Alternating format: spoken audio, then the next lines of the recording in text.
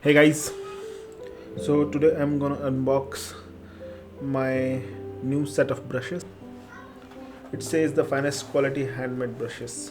I ordered a set of gouache brushes, set 55 gouache. It is written over here, Rosemary and Company. Just use my cutter on the cut.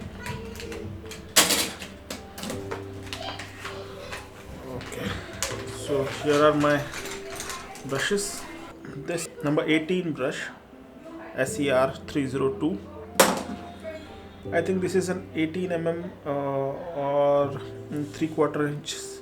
We have here is number 6 flat brush, and this is number 4 flat brush, 1/4 inch. And I seriously don't know what is the use of this. The bristles is like so big. It's about 1 inch long bristles. Number 2 brush. It's called Evergreen X Egbert. Oh, I don't know. Then this is number 12 brush. This is a fan brush. I'm not going to take it out of the, because mostly I'll not be using it.